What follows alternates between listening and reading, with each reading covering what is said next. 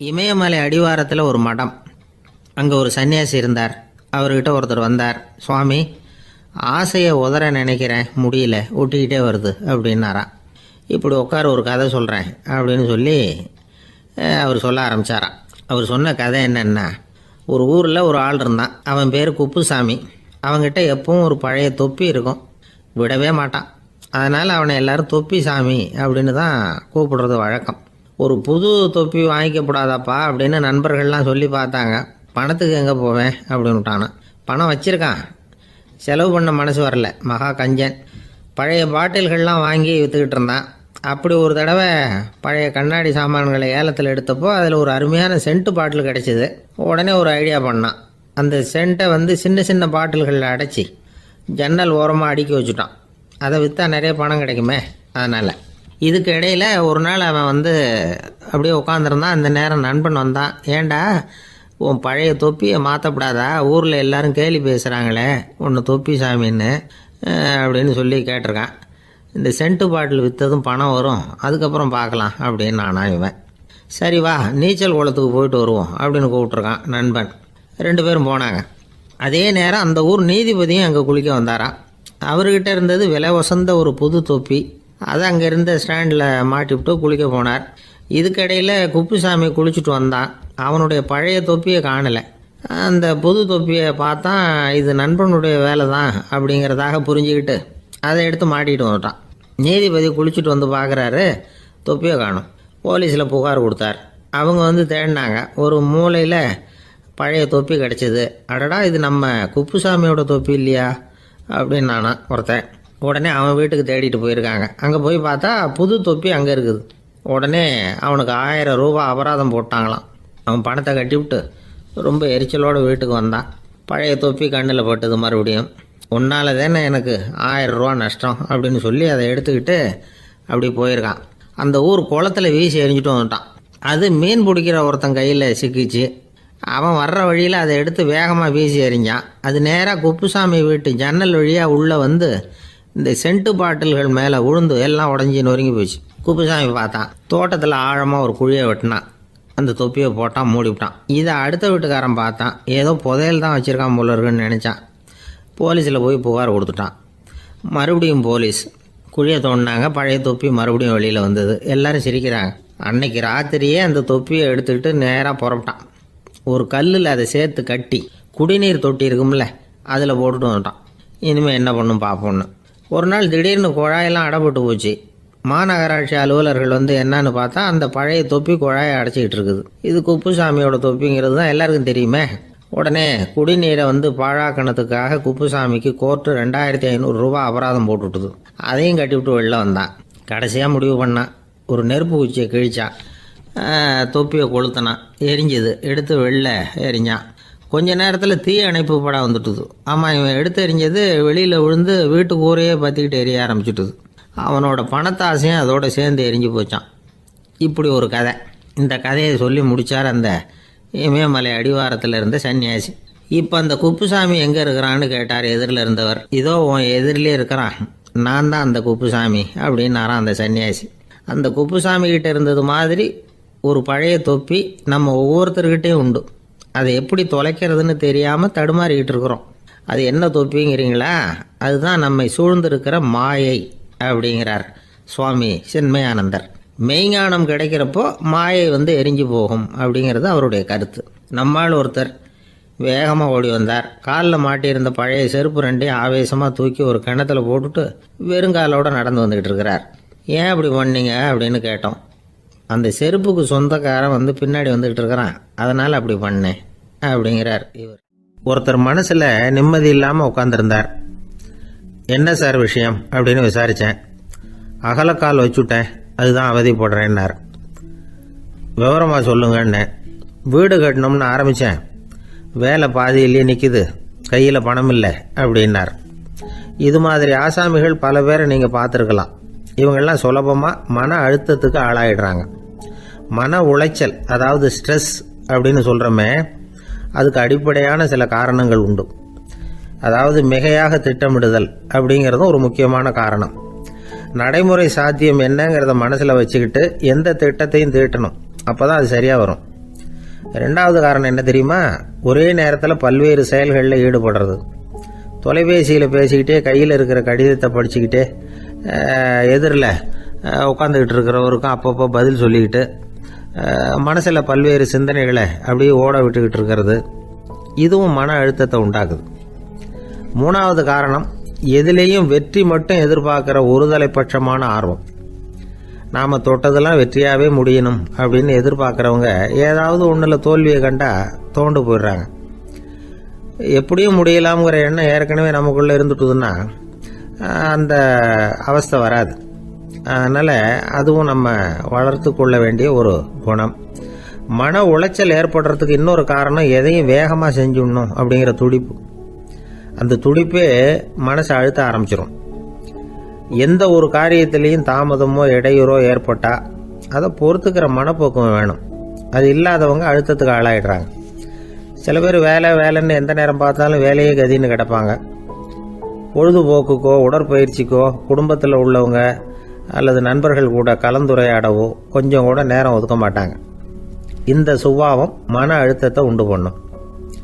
இதையெல்லாம் புரிஞ்சுக்கிட்டு அதிலிருந்து விடுபடுறது எப்படின்னு யோசிக்கணும். வல்லுநர்கள் இது தொடர்பாக சில யோசனைகளை சொல்லி வச்சிருக்கிறாங்க. அது என்னன்னா, வாழ்க்கைங்கிறது பிரச்சனைகளால் பின்னப்பட்ட ஒன்று. அது எப்போவுமே முடிவடையாத ஒரு தொடர்கதை அப்படிங்கிறத முதல்ல நாம் புரிஞ்சுக்கணும். ஒரே நேரத்தில் ஒரு காரியத்தில் மட்டுமே நாம் கவனம் செலுத்தணும். அடுத்தவங்க காரியத்தில் தலையிடக்கூடாது. எதையும் பேச ஆரம்பிக்கிறதுக்கு முன்னாடி நம்மை நாமே கேட்டுக்க வேண்டிய கேள்வி 2. 1, நான் சொல்ல போகிறது ரொம்ப முக்கியமானதா? 2வது, நான் சொல்கிறத அவங்க கேட்கறதுக்கு ஆசைப்படுறாங்களா? நான் பேசுறதுக்கு அது சரியான நேரம் தானா? இதை யோசித்து பார்த்ததுக்கப்புறம் எதையும் பேச ஆரம்பிக்கணும். முடிஞ்ச அளவுக்கு வளைந்து போகிற சுபாவத்தை வளர்த்துக்கணும். நம்ம நேரம் விலை மதிப்பு இல்லாதது. அதை வீணாக்கக்கூடாது. சிரிக்க தெரியலனாலும் பரவாயில்ல, முகத்தில் கொஞ்சம் புன்முறுவலாவது காட்டணும். இதெல்லாம் ரொம்ப முக்கியம். அடுத்தவங்க ஏதாவது செஞ்சால் உடனே நன்றி சொல்ல மறக்கக்கூடாது. தினமும் கொஞ்சம் நேரத்தை தனிமையில் செலவு பண்ணணும். மன உளைச்சலிருந்து விடுபடுறதுக்கு 3 முக்கிய வழிகள் சொல்கிறாங்க. அதை சுருக்கமாக ரெட் அப்படின்னு சொல்கிறாங்க. RED ஆங்கில எழுத்தில். அந்த முதல் எழுத்து R, அது என்னென்னா ரிலாக்ஸேஷன், அதாவது இடை ஓய்வு. 2வது E எக்ஸர்சைஸ், உடற்பயிற்சி. 3வது டயட், திட்டமிட்ட உணவு முறை. அதனால் தியானம், மூச்சு பயிற்சி இதெல்லாம் இந்த இடை ஓய்வுக்கு வழிகள். எந்த வேலையையும் தொடர்ந்து செய்யக்கூடாது. எல்லார்கிட்டையும் கலகலப்பாக பழகணும். மாதத்துக்கு ஒரு நாளாவது குடும்பத்தோடு வெளியில் போயிட்டு வரணும். சுலபமான உடற்பயிற்சிகளை செய்யலாம்.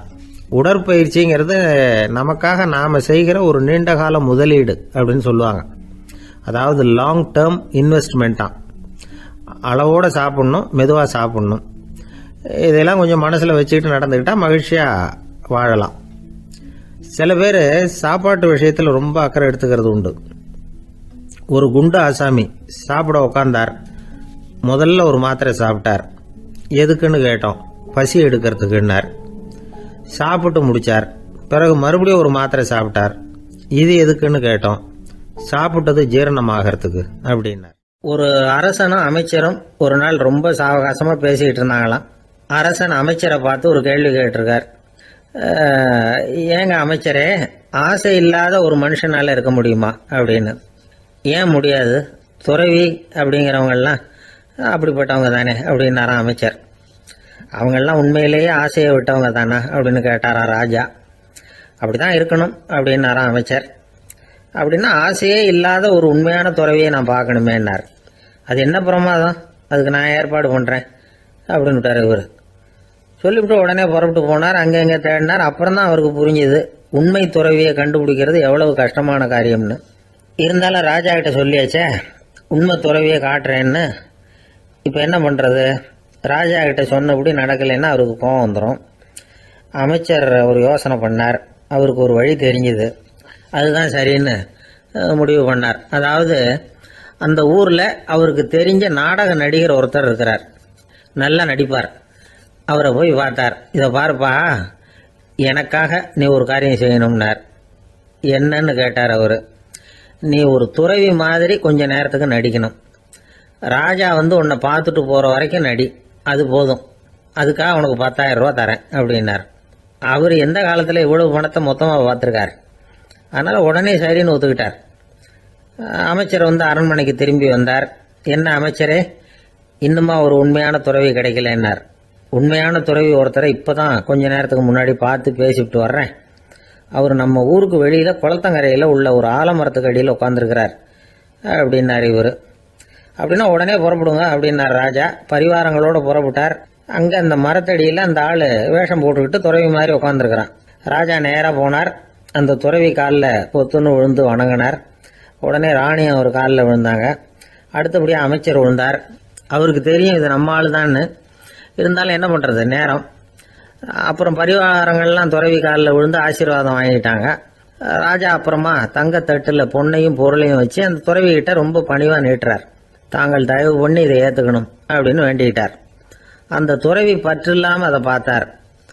எல்லாத்தையும் திறந்துட்ட எனக்கு இதெல்லாம் எதுக்காக அப்படின்னு சொல்லி அதை மறுத்துட்டாராம்.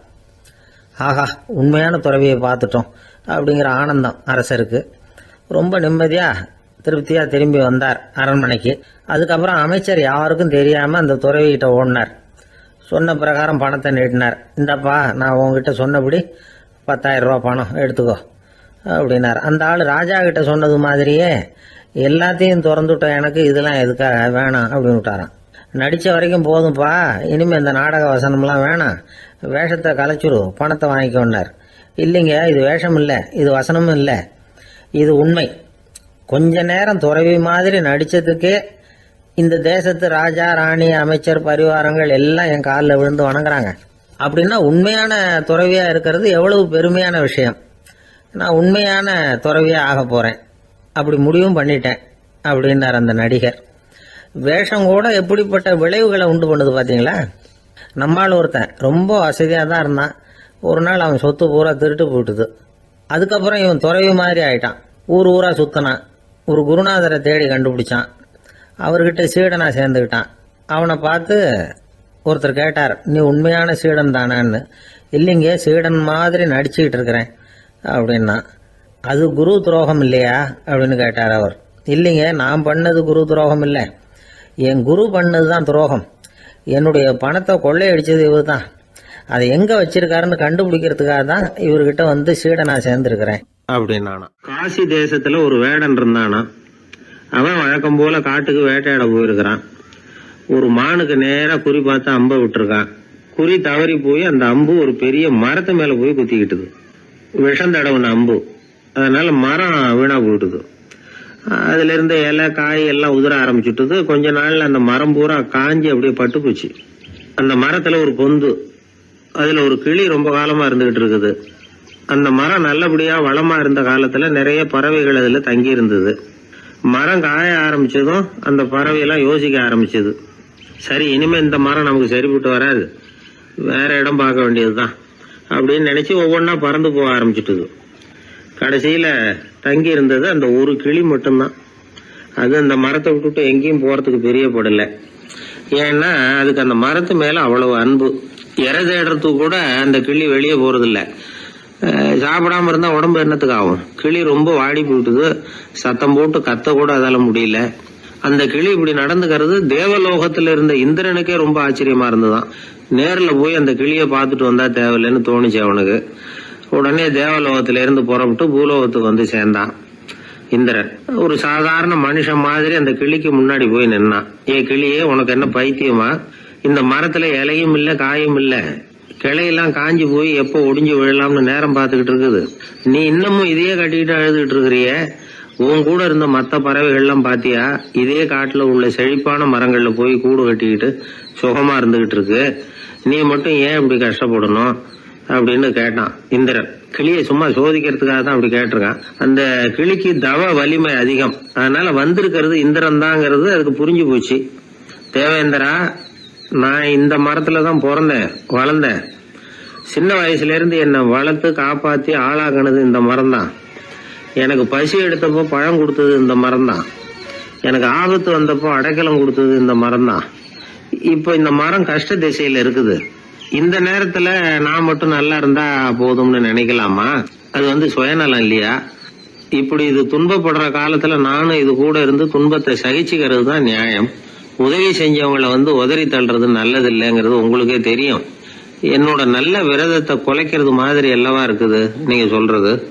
தேவர்களுக்கு ஏற்படுற சந்தேகங்களையே தீர்த்து வைக்கக்கூடிய நிலைமையில இருக்கிற நீங்க எனக்கு இப்படி உபதேசம் பண்ணலாமா அப்படின்னு கேட்டுதான் கிளி. இந்திரனுக்கு ரொம்ப மகிழ்ச்சி. இத கேட்டதும் கிளியே, நண்பர்கள்னா உன்ன மாதிரி இருக்கணும். பொதுவா ஒருத்தர் நல்லா இருக்கிறப்போ அவரை சுத்தி நிறைய பேர் இருப்பாங்க. அவர் கொஞ்சம் வீணா போயிட்டா அத்தனை பேரும் ஓடி போடுவாங்க. நீ அது மாதிரி இல்ல. சுகத்தையும் துக்கத்தையும் சமமா எடுத்துக்கிட்ட. உன்னை பாராட்டுறேன். உனக்கு விருப்பமான வரம் ஏதாவது கேளு தரேன் அப்படின்னாராம் இந்திரன். கிளி என்ன வரம் கேட்டது தெரியுமா? இந்த மரம் மறுபடியும் முன்னாடி இருந்தது மாதிரியே இலை பூ கனிகளோட செழிப்பா இருக்கணும் அப்படின்னு கேட்டுக்கிட்டுதான். அப்படியே தந்தேன்னாரு இந்திரன். அடுத்த வினாடியே மரம் முன்னாடி இருந்ததை விட செழிப்பா பூத்து குலுங்க ஆரம்பிச்சுட்டுது.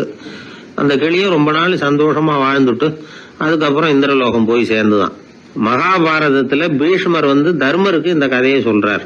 மற்றவர்கள் துன்பப்படுறப்போ இந்த கிளி மாதிரி எவன் பரிவு கொள்றானோ அவன் மேன்மை அடையறது நிச்சயம் அப்படின்னு அவர் சொல்றார். சரி, அந்த கதையை இந்த சமயத்துல எதுக்கு சொல்லணும் அப்படின்னா, வயசான காலத்துல அம்மா அப்பாவை கவனிக்காத பிள்ளைங்க காதல இது விழட்டுமேங்கிறதுக்காக தான். மத்தவங்க துன்பப்படுறப்போ பரிவு காட்டினாலே அந்த அளவுக்கு மேன்மை கிடைக்கும்னா, பெத்தவங்க துன்பப்படுறப்போ பரிவு காட்டினா எந்த அளவுக்கு மேன்மைங்கிறத நினைச்சு பார்க்கணும். ஒரு வயசான அப்பா தன்னோட பிள்ளைய பத்தி ரொம்ப மெச்சுக்கிட்டார். என் பிள்ளை எப்பவும் புத்திசாலித்தனமா குடும்பம் நடத்துறான். அவன் சம்சாரம் கோவிச்சுக்கிட்டு பிறந்த வீட்டுக்கு போற அளவுக்கு அவன் நடந்துகிட்டதே இல்லை அப்படின்னார். அப்படிங்களான்னு கேட்டோம் ஆச்சரியமா. ஆமாங்க, ஏன்னா இவனே அவங்க வீட்டுக்கு போய் வீட்டோட மாப்பிள்ளையா தங்கிக்கிட்டான் அப்படின்னார். இவெல்லாம் எந்த காலத்துல அப்பா அம்மாவை காப்பாத்த. ஒரு வயசான அம்மா ஒரு நாள் ஃபோன் பண்ணாங்க. ஐயா, நான் இந்த தகவல் நிகழ்ச்சியை தினமும் கேட்குறேன். உங்ககிட்ட ஒரு கேள்வி கேட்கணும் அப்படின்னாங்க. என்னங்க அப்படின்னோம். எனக்கு சொந்தமாக ஒரு நல்ல வீடு இருக்குது, வேணுங்கிற அளவுக்கு பணமும் இருக்குது, கணவரும் ரொம்ப நல்லவர், ரிட்டையர் ஆகி வீட்டில் தான் இருக்கிறார், பிள்ளைங்கள்லாம் பெரிய பெரிய உத்தியோகத்தில் இருக்கிறாங்க, அதில் ஒருத்தன் ஐஏஎஸ்ஸு, பணம்லாம் கூட நிறைய கொண்டாந்து கொடுக்குறாங்க. அப்படி இருந்தும் என் மனசில் நிம்மதி இல்லை, வாழ்க்கையில் ஒரு நிறைவு இல்லை அப்படின்னாங்க. ஏன்னு கேட்டோம். அதைத்தான் நான் உங்களை கேட்குறேன், ஏன் அப்படி அப்படின்னு திருப்பி கேட்குறாங்க. எங்களுக்கு ஒன்றும் புரியல. கொஞ்ச நேரம் குழம்பி போயிட்டோம். இருந்தாலும் அதை அவங்கக்கிட்ட காட்டிக்காமல் கொஞ்சம் சாமர்த்தியமாக, ஏம்மா உங்கள் மனசில் நீங்கள் ஏதோ ஒன்று எதிர்பார்க்குறீங்க, அது நிறைவேறலை அப்படி தானே அப்படின்னு கேட்டோம். ஆமாம் அப்படின்னாங்க. அதுக்கப்புறம் அவங்கக்கிட்ட கொஞ்சம் மனம் விட்டு பேசுகிறப்போ தானாக விஷயம் வெளியில் வந்தது. அதாவது அவங்க பிள்ளைங்க பெரிய பெரிய உத்தியோகத்தில் இருக்கிறதுனால அவசரமாக பார்த்துட்டு ஓடுறாங்களாம். ஆசையாக அம்மான்னு கூப்பிட்டுக்கிட்டு கிட்ட உட்காந்து கொஞ்ச நேரமாவது என்கிட்ட பேசினா தானே என் மனசு கொஞ்சம் நிம்மதியாக இருக்கும். அது அவங்களுக்கு தெரிய மாட்டேங்குதே அப்படிங்கிறாங்க. இதுதான் அவங்களுடைய ஏக்கம். இந்த ஏக்கம் அந்த தாயின் மனசில் இருந்துக்கிட்டு இருக்குது. இப்படி மகனுடைய அன்புக்காக மட்டுமே ஏங்குற தாய்மார்கள் பல பேர் இருக்கிறாங்க இந்த உலகத்தில். இதை நினைக்கிறப்போ ஒரு வெளிநாட்டு நாடோடி கதை ஞாபகத்தில் வருது.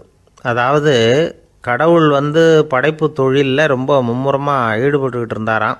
மீன்களை படைச்சாராம், பறவைகளை படைச்சாராம், விலங்குகளை படைச்சாராம். அவருக்கு திருப்தி ஏற்படலை. அதுக்கப்புறம் மனிதர்களை படைச்சிருக்கிறார். அப்பவும் அவருக்கு மன நிறைவு ஏற்படலையாம். கடைசியாக தன்னுடைய சக்தி முழுசையும் பயன்படுத்தி குறையே இல்லாத அளவுக்கு ஒரு படைப்பை உருவாக்கினாராம். அந்த உன்னதமான ஒரு படைப்பு அதுதான் பெண், அதாவது தாய். இப்படி உருவாக்கி எல்லாரையும் இந்த உலகத்தில் விட்டுவிட்டாராம். அதுக்கப்புறம் கொஞ்ச காலம் கழித்து தன்னுடைய தேவியை அழைச்சிக்கிட்டு இந்த பூலோகத்துக்கு வந்திருக்கிறார். தன்னுடைய குறையில்லாத படைப்பாகிய பெண்ணை பார்த்தாராம். ஏம்மா, உனக்கு இன்னும் ஏதாவது குறை இருந்தால் சொல்லு, அதையும் நிவர்த்தி பண்ணி விடுறேன் அப்படின்னாராம். அந்த அம்மா பார்த்துருக்காங்க. சுவாமி, எனக்கு நீங்கள் கொடுத்துருக்கிறது 2 கை. என்னுடைய பிள்ளைகளுக்கு சேவை செய்கிறதுக்கு இந்த 2 கை பத்தலை. அதனால் இன்னும் ஒரு 2 கை கொடுத்தா தேவலை அப்படின்னாங்களாம். கடவுள் பார்த்தார். அதனால் என்ன, அப்படியே செஞ்சு விடலாம், இதோ அதுக்கான வரம் கொடுத்துட்டேன் அப்படின்னார். அந்த அம்மாவுக்கு இப்போ 4 கை ஆகிட்டுது. 4 கையாலேயும் குழந்தைகளுக்கு சேவை செய்ய ஆரம்பிச்சிட்டாங்க. கடவுள் திருப்தியாக திரும்பி போனார். அதுக்கப்புறம் கொஞ்ச காலம் கழித்து மறுபடியும் திரும்பி வந்தார் தேவியோட. பெண்ணை பார்த்தார். இப்போ என்னம்மா சந்தோஷந்தானே அப்படின்னாராம். அதுக்கு அந்த அம்மா, சந்தோஷந்தான், இருந்தாலும் இப்போ எனக்கு இருக்கிற 2 காலும் போதில்லை, இன்னும் ஒரு 2 கால் இருந்தால் தேவையில்லை, நிறைய ஓடி ஆடி பிள்ளைகளுக்காக வேலை செய்ய வேண்டியிருக்குது அப்படின்னு நாங்களாம். சரின்னு சொல்லி 4 கால் இருக்கிறது மாதிரி செஞ்சுட்டு போயிட்டார் கடவுள். மறுபடியும் கொஞ்ச நாள் கழித்து தேவி சொன்னாங்க கடவுள்கிட்ட, நீங்கள் என்ன தான் முயற்சி பண்ணினாலும் முழுமையான ஒரு படைப்பை உங்களால் உருவாக்க முடியாது, அப்படி தான் நான் நினைக்கிறேன் அப்படின்னாங்களாம். அப்படியா சொல்கிறேன், வா அந்த பொண்ணை பார்த்துட்டு வருவோம் அப்படின்னு புறப்பட்டு இங்கே வந்தாங்களாம். இங்கே வந்து பார்த்தா 4 கால் 4 கையோடு அந்த பொண்ணு ஒரு செவுத்தில் சாஞ்சி உட்காந்து அழுதுகிட்டு இருக்குது. இப்போ தேவி அந்த பொண்ணை சுட்டி காட்டி கடவுள்கிட்ட கேட்டாங்களாம், ஏங்க நீங்கள் அந்த பொண்ணுக்கு கையை கொடுத்தீங்க காலை கொடுத்தீங்க, சரி, அந்த கண்ணீரையும் எதுக்காக கொடுத்தீங்க அப்படின்னு கேட்டாங்களாம். அதுக்கு கடவுள் சொன்னாராம், கையை கொடுத்தது நான் தான், காலை கொடுத்தது நான் தான், ஆனால் அந்த கண்ணீரை கொடுத்தது நான் இல்லை, அதை கொடுத்தது அந்த அம்மாவோட பிள்ளைங்க அப்படின்னாராம். இன்றைக்கும் அப்படித்தான் பல பிள்ளைங்க அவங்க அம்மாவுக்கு கண்ணீரை தான் கொடுத்துக்கிட்டு இருக்கிறாங்க. அம்மாவை மதிக்கிற பிள்ளைங்க தான் இன்றைக்கி நல்லபடியாக இருக்கிறாங்கங்கிறது அவங்களுக்கு தெரியறதில்ல. இந்த காலத்து பிள்ளையாண்டான் ஒருத்தன் அவங்க அம்மாக்கிட்டேயும் நல்ல பிள்ளையாக நடந்துக்குவான், மனைவிக்கிட்டேயும் நல்ல கணவனாக நடந்துக்குவான், ரொம்ப சாமர்த்தியம். ஒரு நாள் அவங்ககிட்ட கேட்டாங்க, ஏன்பா உங்கள் அம்மாவும் உன் மனைவியும் சண்டை போட்டுக்கிட்டா நீ எந்த பக்கம் அப்படின்னாங்களாம். வீட்டுக்கு வெளிப்பக்கம் அப்படின்னானான். அவன் நம்மளை மாதிரி ஒரு ஆசாமி அவன் நம்மளை மாதிரியே கற்பனை பண்ணான். அதாவது நாம தான் இந்த உலகத்தில் ரொம்பவும் கஷ்டப்படுறோம், மற்றவங்க எல்லாம் சந்தோஷமா இருக்கிறாங்க அப்படின்னு அவன் நினச்சிக்கிட்டான். அவன் ஒரு நாள் கடவுளை வேண்டிக்கிட்டானா, சுவாமி இந்த உலகத்தில் எவ்வளவோ பேர் இருக்கிறாங்க, ஒவ்வொருத்தருக்கும் ஒவ்வொரு விதமான கஷ்டம் இருக்கலாம், ஒத்துக்கிறேன், இருந்தாலும் எனக்கு அது கொஞ்சம் அதிகமாக இருக்கிறது மாதிரி தெரியுது, அதனால நீங்கள் எனக்காக ஒரு சின்ன உதவி செஞ்சால் போதும். அது வேற ஒன்றும் இல்லை, என்கிட்ட இருக்கிற துயரங்களை இன்னொருத்தர் யாருக்கிட்டையாவது கொடுத்துருங்க, அவர்கிட்ட இருக்கிற துயரங்களை என்கிட்ட மாற்றி கொடுத்துருங்க, ஒரு மியூச்சுவல் டிரான்ஸ்ஃபர், அவ்வளவுதான், அப்படி பண்ணிவிட்டா போதும் அப்படின்னு வேண்டிக்கிட்டானான். அன்னைக்கு ராத்திரியே அவன் ஒரு கனவு கண்டிருக்கான். வானத்திலிருந்து ஒரு குரல் கேட்டிருக்கு. அது என்ன சொல்லிச்சு தெரியுமா? ஏ ஜனங்களே, எல்லாரும் அவங்கவுங்க கஷ்டங்களை ஒரு பையில போட்டு எடுத்துக்குங்க, அப்படி எடுத்துக்கிட்டு நேரா இந்த ஊர் எல்லையில இருக்கிற கோயிலுக்கு வந்து சேருங்க அப்படின்னு அந்த குரல். ஆஹா, கடவுள் நம்ம பிரார்த்தனைக்கு செவி சாய்ச்சுட்டார் அப்படின்னு சந்தோஷப்பட்டான் இவன். உடனே என்ன பண்ணா, தன்கிட்ட இருந்த கஷ்டத்தையெல்லாம் ஒரு சாக்கு பையில போட்டு எடுத்துக்கிட்டான். வீட்டை விட்டு வெளியில வந்தான். தெருவில் இறங்கி நடக்கிறான். அங்க பார்த்தா ஏகப்பட்ட பேர் ஆளுக்கு ஒரு பைய தூக்கிக்கிட்டு கோயிலுக்கு போயிட்டு இருக்கிறாங்க. சில பேர் மூட்டையா கட்டி தலையில சுமந்துக்கிட்டு போயிட்டு இருக்கிறாங்க. இவன் பார்த்தான். இவனுக்கு ரொம்ப ஆச்சரியமா இருந்தது. ஏன்னா எல்லாரும் வச்சிருக்கிற பைய இவன் பைய விட பெருசா இருந்தது. இவன் பை தான் இருக்கிறதுலயே கொஞ்சம் சின்னதா தெரிஞ்சது. இப்ப அவன் மறுபடியும் சாமியை வேண்டிக்கிட்டான், கடவுளே இப்ப உள்ள சூழ்நிலையை கவனிச்சா என்கிட்ட இருக்கிற பைய பரவாயில்லன்னு தோணுது, அதனால வேற பை எதையும் மாத்த வேணாம், இதுவே பரவாயில்ல, இந்த பையோட திரும்பி வீட்டுக்கு போனா போதும்னு நினைக்கிறேன் அப்படின்னு எதோ நினைக்க ஆரம்பிச்சுட்டான் அவன். எல்லாரும் கோயிலுக்கு போய் சேர்ந்தாங்க. கோயில்ல அந்த குரல் மறுபடியும் கேட்டுது. எல்லாரும் அவங்கவுங்க பைகளை சோகத்துல தொங்க விடுங்க, திடீர்னு விளக்குகள் அணையும், மணி அடிக்கப்படும், அதுதான் அடையாளம். அந்த சமயத்துல இருட்டுல உங்களுக்கு வேண்டிய பைய நீங்க மாத்தி எடுத்துக்கலாம், தேர்ந்தெடுத்துக்கலாம். வெளிச்சம் இருக்கிறப்பவே உங்களுக்கு பிடிச்ச பைக்கு பக்கமா பார்த்து நீங்க நின்னுக்கலாம் அப்படின்னு சொல்லி விவரம் சொல்லிச்சான் அந்த குரல். அப்படி சொன்னதுக்கு அப்புறம் திடீர்னு விளக்கு அணைஞ்சுது, மணி அடிச்சுது. கொஞ்ச நேரம் கழிச்சு மறுபடியும் விளக்குகள்லாம் எரிஞ்சுது. இப்போ பார்த்தா எல்லாரும் அவங்கவுங்க பையையே கெட்டியா பிடிச்சிட்டு நிக்கிறாங்க. இவனும் அப்படியே நிக்கிறான். இவன் மெதுவா பக்கத்துல நிக்கிறவங்கிட்ட கேட்டானா, ஏன் நீங்க பைய கையிலேயே வச்சிருக்கிறீங்க, செவுத்துல மாட்டலையா அப்படின்னு கேட்டிருக்கான். இல்லப்பா, நீ ஏன் கையிலேயே வச்சிருக்கிறியோ அதே காரணத்துக்காக தான் நாங்களும் வச்சிருக்கிறோம். நம்ம கவலைகளை பத்தி நமக்கு ஓரளவுக்காவது தெரியும், ஆனா மற்றவங்க கவலைகள் நமக்கு பரிச்சயம் இல்லாதவை, பழக்கம் இல்லாதது. அதனால நமக்கு தெரிஞ்ச கவலைகளை சமாளிக்கிறது சுலபம். தெரியாததை சமாளிக்கணும்னா மறுபடியும் ஆரம்பத்தில இருந்து ஆரம்பிக்கணும். அதனால பழைய நண்பர்களோட வாழறது தான் மேல் அப்படின்னு ஆனான். அதுக்கப்புறம் அவன் தன்னோட பைய போதும்னு வீட்டுக்கு திரும்பி வந்துட்டானான். இது ஒரு பெரியவர் சொல்லி இருக்கிற கதை. அதனால நம்ம கிட்ட இருக்கிற கஷ்டங்கள் தான் பெருசு, அதை இன்னொருத்தங்கிட்ட கொடுத்துட்டு மாத்திக்கலாம் அப்படின்னு நினைக்கிறது தப்பு. இதே மாதிரி இன்னொரு சம்பவம். ஒரு ஊர்ல ஒரு நாள் ராத்திரி ஆகாயத்திலிருந்து கடவுள் குரல் கேக்குது. இந்த ஊர்ல இருக்கிற ஜனங்கள்லாம் கொஞ்சம் கவனிங்க. உங்களுக்கு ஒரு செய்தி, அதாவது இங்க இருக்கிற ஜனங்கள்லயே கொஞ்சம் கூட கவலையே இல்லாத ஆள் யாருன்னு எனக்கு தெரியணும். அதனால எல்லாரும் அவங்க கவலைகளை ஒரு பையில போட்டு எடுத்துக்கிட்டு கோயிலுக்கு வாங்க அப்படின்னாரு கடவுள். உடனே வரிசையா எல்லாரும் வர ஆரம்பிச்சாங்க. எல்லார் கையிலயும் பை இருந்தது, சின்னதும் பெருசுமா. கவலையே இல்லாத ஆள் யாருன்னு தேடினார் கடவுள். ஒரே ஒரு ஆள் மட்டும் கையில எதுவும் இல்லாம வெறும் கையை வீசிக்கிட்டு ரொம்ப ஜாலியா நடந்து வந்துகிட்டு இருந்தான். கடவுள் அவங்க கிட்ட போனார். ஏன்பா உனக்கு கவலையே இல்லையா அப்படின்னு கேட்டார். எனக்கும் சில கவலைகள்லாம் உண்டு அப்படின்னு அவன். எங்க அதெல்லாம்னு கேட்டிருக்காரு கடவுள். பின்னாடி லாரியில வந்துகிட்டு இருக்கு அப்படின்னு அவன். இந்த உலகத்துல எத்தனை வகையான மனிதர்கள் இருக்கிறாங்க, ஒவ்வொரு மனிதனுமே ஒவ்வொரு வகை அப்படிங்கிறாங்க விஞ்ஞானிகள். மனிதர்களை 3 வகையா பிரிக்கலாம் அப்படின்னு சொல்றாங்க மெய்ஞானிகள். இவங்களை பத்திலாம் ஏற்கனவே நாம பேசியிருக்கிறோம்.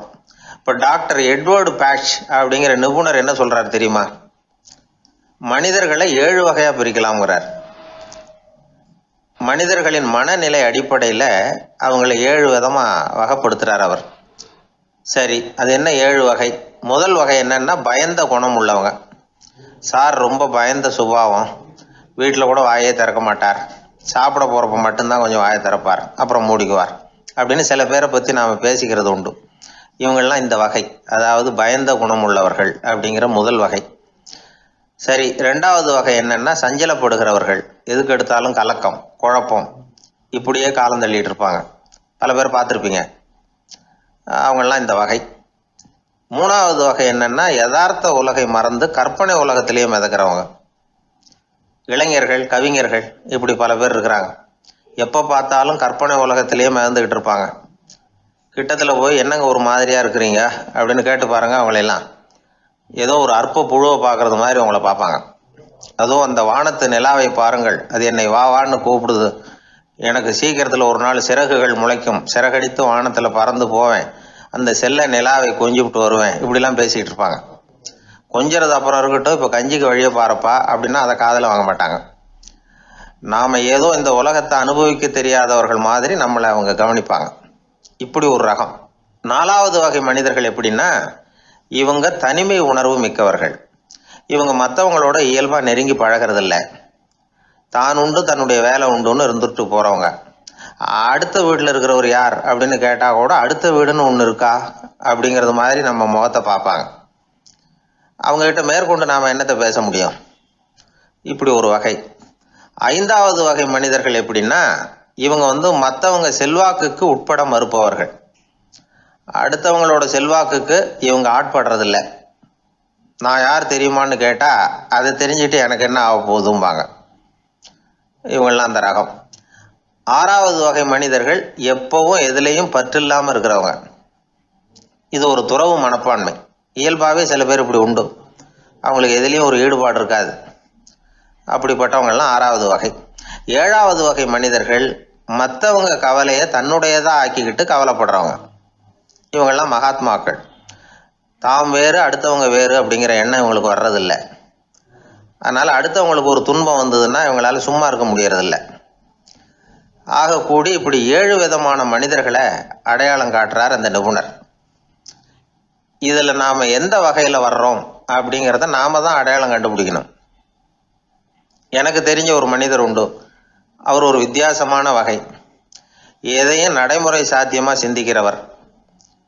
எப்பவும் அடுத்தவங்களும் நல்லா இருக்கணும், நாமும் நல்லா இருக்கணும் அப்படின்னு ஆசைப்படுறவர். அவருக்கு ஒரு சமயம் திடீர்னு உடம்பு சுகம் இல்லாமல் போயிட்டுது. டாக்டர்கிட்ட போனார், பணம் கொடுத்தார், வைத்தியம் பார்த்துக்கிட்டார். அவர் எழுதி கொடுத்த மருந்து சீட்டை வாங்கினார். ஒரு மருந்து கடைக்கு போனார், பணம் கொடுத்தார், மருந்து வாங்கினார். அதை எடுத்துகிட்டு வீட்டுக்கு வந்தார். அதுக்கப்புறம் அந்த மருந்து அவர் சாப்பிடணும்ல, சாப்பிடவே இல்லை, அப்படியே சும்மா வச்சுட்டார். அவரை பார்த்து கேட்டேன், ஏன் சார் இப்படி பண்ணுறீங்க, வீண் செலவு தானே இது, நீங்கள் ஏன் டாக்டர்கிட்ட போய் பணம் செலவு பண்ணுனீங்கன்னு கேட்டேன். அவர் சொன்னார், டாக்டர் வாழணும் இல்லையா, அதனால தான் அப்படின்னார். சரி, அப்புறம் ஏன் மருந்து வாங்கினீங்க அப்படின்னு கேட்டேன். மருந்து கடைக்காரர் வாழணும் இல்லையா, அதனால தான் அப்படின்னார். சரி, அப்புறம் ஏன் வாங்கின மருந்து சாப்பிடாம வச்சுட்டீங்க அப்படின்னதுக்கு, நான் வாழணும் இல்லையா, அதனால தான் அப்படின்னார். இவர் வாழ்க்கையை புரிஞ்சுக்கிட்டவர். இப்படி வாழ்க்கையை புரிந்து கொண்டு வாழ தெரிஞ்சுக்கணும். எந்த வகை மனிதர் நாம் அப்படிங்கிறத புரிஞ்சுக்கிட்டு வாழ்ந்தோம்னா வாழ்க்கையில் வெற்றி நிச்சயம். ஒரு அம்மா தெருவில் உட்காந்து என்னத்தையோ தேடிட்டு இருக்கிறாங்க. அந்த அம்மா ஒரு சுஃபி ஞானி. அவங்க பேர் என்னன்னா ரபியா அல் அடாவியா. அந்த அம்மாவுக்கு கண் கூட தெளிவாக தெரியாது. அந்த பக்கமாக வந்த சில பேர் இவங்களுக்கு உதவி செய்கிறதுக்காக வந்தாங்க. என்ன தேடிட்டு இருக்கிறீங்க அப்படின்னு கேட்டாங்க. இதுக்கு அந்த அம்மா, அந்த கேள்வி அவ்வளோ முக்கியத்துவம் இல்லை, நான் தேடிட்டு இருக்கிறேன், உங்களால் முடிஞ்சால் எனக்கு உதவி பண்ணலாம் அப்படின்னாங்களாம். உதவி செய்ய வந்தவங்களுக்கு ஆச்சரியம். எதை தேடுறோங்கிறது தெரியாமல் இப்படி ஏன் நேரத்தை செலவழிக்கிறீங்க, நாங்கள் எப்படி உங்களுக்கு உதவ முடியும், எங்களுக்கு ஒன்றும் புரியலையே அப்படின்ட்டுருக்காங்க. சரி, உங்களை திருப்தி பண்ணுறதுக்காக சொல்கிறேன், ஒரு குண்டூசி தொலைஞ்சி போச்சு, அதை தேடுறேன் அப்படின்னாங்களாம் அந்த அம்மா. அதுக்கப்புறம் இவங்களும் சேர்ந்து தேட ஆரம்பிச்சிட்டாங்க. கொஞ்ச நேரம் ஆச்சு, ஒன்றும் கிடைக்கல. உதவி செய்ய வந்தவங்களும் அழுத்து போட்டாங்க. அப்புறம் கேட்டாங்க, இதை பாருங்கம்மா, இது ரொம்பவும் பெரிய தெரு, அகலமான தெரு, அதனால் குறிப்பாக நீங்கள் எந்த இடத்துல அந்த குண்டூசியை தொலைச்சிங்க அதை சொல்ல முடியுமான்னாங்களாம். இதுக்கு அந்த அம்மா, நீங்கள் மறுபடியும் அர்த்தமில்லாத கேள்வியை கேட்குறீங்க, உங்கள் கேள்விக்கும் நான் தேடுறதுக்கும் என்ன சம்மந்தம்னாங்களாம். இதை கேட்டதும் அவங்க ஒரு மாதிரி ஆயிட்டாங்க. என்னம்மா நீங்கள் பைத்தியம் மாதிரி பேசுகிறீங்க அப்படின்னாங்களாம். சரி, உங்களை மறுபடியும் திருப்திப்படுத்துறதுக்காக சொல்கிறேன், அதை நான் எங்கள் வீட்டில் தொலைச்சுட்டேன் அப்படின்னாங்களாம். அப்புறம் எதுக்காக இங்கே தேடிட்டு இருக்கிறீங்க அப்படின்னு கேட்டிருக்காங்க. ஏன்னா இங்கே தான் வெளிச்சம் அதிகமாக இருக்குது, அங்கே வீட்டுக்குள்ளே இருட்டாக இருக்குது, அதனால் இங்கே தேடுறேன், வெளிச்சம் உள்ள இடத்துல தானே தேட முடியும் அப்படின்னாங்களாம் அந்த ஞானி. இந்த கதைக்கு என்ன அர்த்தங்கிறத பெரியவங்க சொல்கிறாங்க. அதாவது இந்த தேடுதல்ங்கிறது ஒரு வியாதி. அது நம்ம சதா அலைய வைக்கும், பைத்தியமாக மாற்றுறதுக்கு முயற்சி பண்ணோம். ஒரு காலம் அது நிறைவு அடையவே அடையாது. வாழ்வுங்கிறது ஒரு புரிந்து கொள்ள முடியாத சதா இயங்கி கொண்டிருக்கிற ஒரு செயல். அதுக்கு ஆரம்பமும் இல்லை, முடிவும் கிடையாது. எதையோ தேடணும் அப்படிங்கிற உந்துதல் நமக்குள்ளே இருக்கும், ஆனால் குறிப்பாக எதை தேடிட்டு இருக்கிறோம் அப்படிங்கிறது புரியாது. அப்படி ஏதாவது ஒன்றை தேடி அடைஞ்சிடுறோம்னு வச்சுக்கோங்க, உடனே ஒரு அதிருப்தி வந்துடும். அதனால் வாழ்க்கைங்கிறது சலிப்பு நிறைந்தது அப்படிங்கிற எண்ணத்தை உண்டாக்கிக்கிறோம். ஒன்று அடைஞ்சதுக்கு அப்புறம் இன்னொன்று தேட ஆரம்பிச்சிருவோம். ஆக இந்த தேடல்ங்கிறது நாம் ஒன்று அடைஞ்சாலும் அடையாவிட்டாலும் தொடர்ந்து நடந்துக்கிட்டு தான் இருக்கும். இதுக்கு முடிவே கிடையாது. இந்த உண்மையை நாம் நல்லா புரிஞ்சுக்கணும் அப்படிங்கிறது பெரியவங்களுடைய கருத்து. ஏழையும் தேடுறான், பணக்காரனும் தேடுறான், நோயாளியும் தேடுறான், நோய் இல்லாதவனும் தேடுறான், அதிகாரம் உள்ளவனும் தேடுறான், அதிகாரம் இல்லாதவனும் தேடுறான், முட்டாளும் தேடுறான், அறிவாளியும் தேடுறான். ஆனால் யாரும் இதை தான் தேடி சாதிக்க போகிறோம், இதுதான் முடிவு அப்படின்னு திட்டவட்டமாக சொன்னதில்லை. ஒன்று அடைஞ்சதும் இன்னொன்று தேட ஆரம்பிச்சிடுறாங்க, அவ்வளோதான். அதாவது உங்களின் தேடுபவர் உங்கள் உள்ளேதான் இருக்கிறார், அவரை தேடி கண்டுபிடியுங்கள். இதுதான் ஞானிகள் நமக்கு சொல்லுகிற ஒரு ஆலோசனை. நம்மால் ஒருத்தன் ஜெயிலில் இருந்தான். இன்னொரு கைதி அவனை பார்த்து கேட்டான், ஏன்பா உன்னை பார்க்குறதுக்கு வெளியிலேருந்து யாருமே இங்கே வர்றது இல்லையே, உனக்கு சொந்தக்காரங்களே கிடையாதா அப்படின்னு கேட்டானா. ஏன் இல்லை, எனக்கு சொந்தக்காரங்க நிறைய பேர் உண்டு, அவங்க என்னை பார்க்க வராததுக்கு காரணம் வேற அப்படின்ட்டுருக்கான் இவன். என்ன காரணம்னு கேட்டான் அவன்.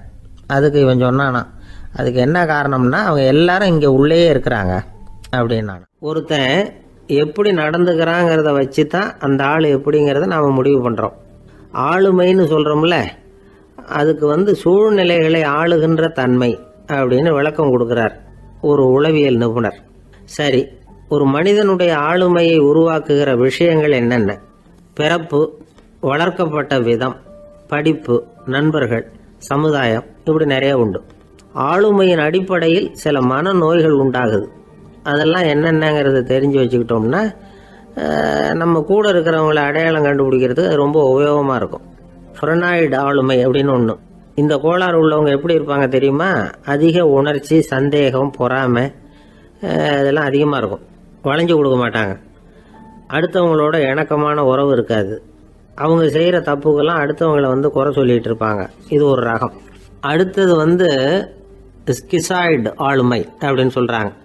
இந்த கோளாறு உள்ளவங்க அடுத்தவங்களோட பழக கூச்சப்படுவாங்க. சின்ன வயசுலேயே இது ஆரம்பமாயிடுது. பகல் கனவுலேயே சஞ்சரிப்பாங்க. அவங்களுடைய விரோதம், கோபம் இதை கூட வெளியில் காட்டிக்க முடியாமல் இருப்பாங்க. இவங்களுக்கு அகமுகம், பிரச்சனைகள்லேருந்து ஒதுங்கி எதுலேயும் ஈடுபாடு இல்லாதவங்களாக இருப்பாங்க. இப்படி ஒரு ரகம். அடுத்தது சைக்ளோதமிக் ஆளுமை அப்படின்னு சொல்கிறாங்க. அது என்னென்னா உணர்ச்சிகளில் ஏற்றத்தாழ்வு அதிகமாக இருக்குமா. சில சமயம் பார்த்தா மகிழ்ச்சியாக இருப்பாங்க, சில சமயம் சோகமாக உட்காந்துருப்பாங்க.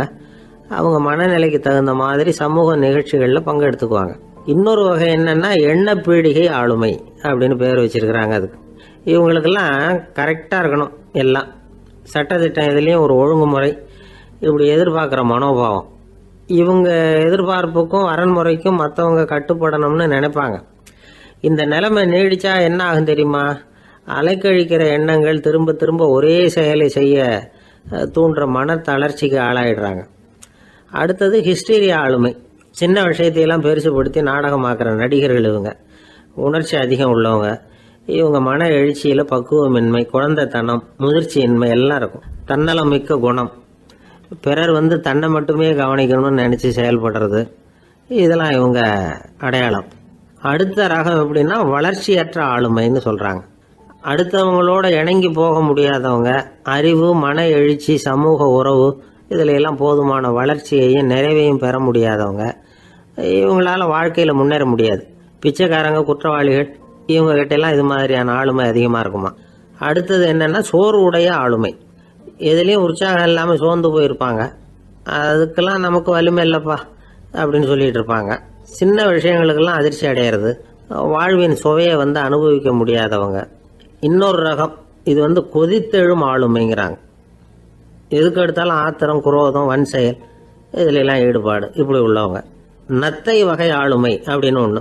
அடுத்தவங்க மேலே விரோதம் இருக்கும், அடிக்கணுங்கிற எண்ணம் இருக்கும். ஆனால் அதை அப்படியே வெளியில் காட்டாமல் அதே சமயம் அமைதியான முறையில் வெறுப்பை வெளிக்காட்டுற ரகம். இவங்கெல்லாம் பேசாமல் கம்முன்னு இருந்துக்கிட்டே நினைச்சதை நிறைவேற்றிக்கிடுவாங்க. முன்ஜாக்கிரதை ஆளுமை அப்படின்னு ஒரு ரகமா. பாதுகாப்பின்மை, சந்தேகம், முழுமையின்மை, அறவேக்காட்டுத்தனம் இந்த மனப்போக்கு அதிகமாக இருக்கிறதுனால அகம்பாவம், புடிவாதம், எச்சரிக்கை எல்லாம் அளவுக்கு மீறி இருக்கும். இதுவரைக்கும் நாம் பேசிக்கிட்டு இருந்த ஆளுமை பண்புகள் அளவுக்கு அதிகமாக போயிட்டுதுன்னா ஆளுமை கோளாறுகள் ஏற்படும். அதன் அடிப்படையில் மனவியாதிகள் வருமா. அதனால் இணக்கமான, எல்லாரும் விரும்புகிற இயல்பான ஆளுமையை பெறுவதற்கு நாம் முயற்சி செய்யணும் அப்படிங்கிறது மனோதத்துவ நிபுணர்களுடைய ஆலோசனை. ஒருத்தர் ஒரு மனோதத்துவ டாக்டரை தேடிட்டு வந்தாராம். டாக்டர், எனக்கு மனசில் ஏதோ வியாதி, ஆளுமை கோளாறு, அதாவது எனக்கு சீக்கிரமாக செத்து போனால் தேவையில்லைன்னு தோணுது அப்படின்னாராம். உடனே அந்த டாக்டர், சரி அப்படின்னா இங்கே இருங்க, நான் வைத்தியம் பார்க்குறேன் அப்படின்னாராம். ஆந்திர நாட்டில் ஒரு அரசர் இருந்தார். அந்த அரசர்கிட்ட ஒரு அமைச்சர் இருந்தார். அந்த அமைச்சர் பேர் ராயண பாஸ்கர். அவர் ஒரு பெரிய அறிவாளி. அது மட்டும் இல்லை, மிகச்சிறந்த கொடையாளி. யார் எது கேட்டாலும் இல்லைன்னு சொல்ல மாட்டாராம். அதன் காரணமாகவே அவர்கிட்ட இருந்த செல்வம் நாளுக்கு நாள் குறைஞ்சிக்கிட்டே வந்துட்டு தான். கடைசியில் குடும்பத்துக்குன்னு எதுவும் வைக்காமலே அவர் போய் சேர்ந்துட்டார். மகனும் இறந்துட்டார்.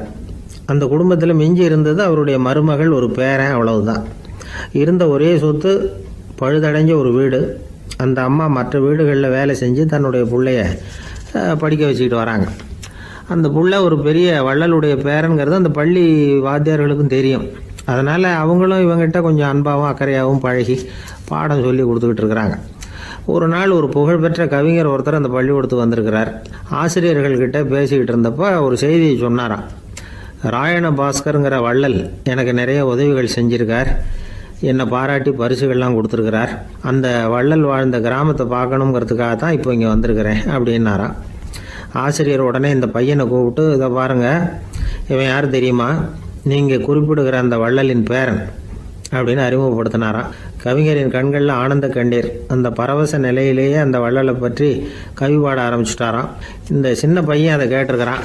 உடனே என்ன பண்ணான் தெரியுமோ, தன் கையில் அணிஞ்சிருந்த ஒரு பொன் வளையலை கழட்டி அந்த கவிஞருக்கு பரிசாக கொடுத்துட்டானான். எல்லாருக்கும் ஆச்சரியம். தாத்தா இருக்கும் நிலையில் கொடுத்தார், பேரன் இல்லாத நிலையிலையும் கொடுக்குறான். பையனை எல்லாரும் பாராட்டினாங்களாம். இருந்தாலும் அவனுக்குள்ள ஒரு பயம் எதுவும் ஆரம்பமாச்சு. பள்ளிக்கூடம் விட்டு வீட்டுக்கு வரும்பொழுது அந்த பயம் இன்னும் அதிகமாகிட்டுது. அம்மா என்ன சொல்லுவாங்களோ தெரியலையே, ஏதோ திடீர்னு தோணிச்சு வளையலை கட்டி கொடுக்கணும்னு கொடுத்துட்டோம். குடும்பம் இருக்கிற நிலையில் இப்படி நான் செஞ்சது தப்பா, வீட்டு செலவுக்கே அம்மா எவ்வளவு கஷ்டப்படுறாங்க, வீட்டுக்கு போனதும் என்ன நடக்குமோ தெரியலையே அப்படின்னு நினச்சி பயந்துக்கிட்டே அவன் வீட்டுக்குள்ளே அடி எடுத்து வைக்கிறான். அம்மா கூப்பிட்டு சாப்பாடு போட்டாங்க. அவங்க கண்ணில் படக்கூடாதுங்கிறதுக்காக ஒரு கையை பின்னாடி மறைச்சிக்கிட்டே இருந்தான். அம்மா இதை கவனிச்சிட்டாங்க. ஏய், உன் கையை ஏன் அப்படி வச்சிருக்கிற, உன் கைக்கு என்னாச்சு, ஏதாவது அடிபட்டு போச்சா அப்படின்னு கேட்டுக்கிட்டே கையை எடுத்து பார்க்குறாங்க. வளையல காணலை. வளையல் எங்கே அப்படின்னு கேட்குறாங்க. இவன் தயங்கிக்கிட்டே நடந்ததை சொல்கிறான். அதை கேட்டதும் அந்த அம்மாவோட முகம் கோபத்தால் சவுந்து போச்சான். முட்டாளே, என்ன காரியம் பண்ண அப்படின்னு கன்னத்தில் அரைஞ்சிட்டாங்களாம். அம்மா, என்னை அடிக்காத, ஏதோ தெரியாமல் தப்பு பண்ணிட்டேன் அப்படின்ட்டுருக்கான். மகனே, வளையலை கொடுத்ததுக்காக நான் உன்னை அடிக்கலை அப்படிங்க, பின்ன எதுக்கு அடித்தேன்னு கேட்டிருக்கான். உன் பாட்டனார் ஒரு பெரிய வள்ளல், அவர் எதையும் பாதி வேலையை செய்யறதில்ல, அவருடைய பேரை நீ அரைகுறை வேலை செஞ்சுட்டு வந்திருக்கிற அப்படின்னாங்களாம். என்னம்மா சொல்கிறேன்ருக்கான். நீ ஒரே ஒரு வளையலை மட்டும்தானே கட்டி கொடுத்துருக்குற, கொடுக்குறதா இருந்தால் ரெண்டையும் சேர்த்துல கொடுத்துருக்கணும், அதுதானே உங்கள் தாத்தாவுக்கு பெருமை அப்படின்னாங்களாம். அம்மா, தெரியாமல் இப்படி செஞ்சுட்டேன், உங்கள்கிட்டையும் அரை வாங்கிட்டேன் அப்படி இப்படின்னு அவன் சொல்லியிருக்கிறான். இப்போ அம்மா கொஞ்சம் இருங்க, அந்த கவிஞர் இன்னைக்கு நம்ம ஊரில் தான் தங்கியிருப்பார், நாளைக்கு காலையில் தான் அவர் எங்கே இருக்காருன்னு விசாரித்து இன்னொரு வளையலையும் கொடுத்துட்றேன் அப்படின்ட்டுருக்கான். மகனே, நல்ல செயல்களையெல்லாம் நாளைக்குன்னு ஒத்தி போடாத, நாளைக்கு என்ன நடக்குங்கிறது யாருக்கு தெரியும், இப்போவே போ, எங்கே இருக்காருன்னு பாரு அப்படின்ட்டுருக்காங்க. மகன் புறப்பட்டான். பள்ளி ஆசிரியர்கிட்ட போய் கேட்டானான் அந்த கவிஞர் எங்கே இருக்காருன்னு. அவர் சொன்னாராம். உடனே போய் அவர் இருக்கிற இடத்துல கதவை தட்டியிருக்கான். ராத்திரி நேரத்தில் இவனை கண்டதும் அவருக்கு ரொம்ப ஆச்சரியம். இவன் இன்னொரு கை வளையலையும் எடுத்து நீட்டியிருக்கான். அவர் திகைச்சு போய் நிற்கிறார். அவரால் என்ன பண்ணுறதுன்னே தெரியல. ஆனந்த கண்ணீர். இது பெரியவர்கள் கூற கேட்ட ஒரு வரலாறு. இன்னைக்கு இப்படிப்பட்டவங்களை பார்க்க முடியுமா? வறுமை வள்ளல் தன்மையை ஒன்று செய்து விடாதுங்கிறதுக்கு இது ஒரு உதாரணம். ஒருத்தன் இன்னொருத்தனை பார்த்து கேட்டானா, எங்கள் தாத்தா உங்கள் தாத்தாவுக்கு 100 ரூபா கடன் கொடுத்துருக்கிறார், அதை எப்போ திருப்பி கொடுக்க போகிறேன்னு. கவலைப்படாத, எங்கள் பேரன் அதை உங்கள் பேரன்ட்ட திருப்பி கொடுத்துருவான் அப்படின்னு நானான் அவன். பக்தின்னு சொல்கிறோம் இல்லையா, அது 3 வகைப்படும் அப்படிங்கிறார் ஒரு பெரியவர். அது என்ன 3 வகைன்னா, தெய்வ பக்தி, அடியார்கள் பக்தி, குரு பக்தி. அடியார் பக்தியை விட தெய்வ பக்தியை விட குரு பக்தி தான் ரொம்பவும் சிறந்ததுங்கிறார் அவர். தெய்வத்துக்கிட்ட செஞ்ச பாவம் குருநாதர்கிட்ட தீர்ந்துருமா, குருநாதர்கிட்ட செஞ்ச பாவம் தெய்வத்துக்கிட்ட போனாலும் தீராதான். இப்படி பெரியவங்களாம் சொல்லி வச்சிருக்கிறாங்க. ஒரு காடு, அங்கே அயோத தௌமியர் அப்படின்னு ஒரு தபோதனர், அவர் பல மாணவர்களை ஒன்றா சேர்த்து ஒரு குருகுலம் நடத்திக்கிட்டு இருக்கிறார். பல தரப்பட்டவங்க பல திறப்பட்டவங்க மாணவர்கள் அதில் சேர்ந்து படிச்சுக்கிட்டு இருக்கிறாங்க.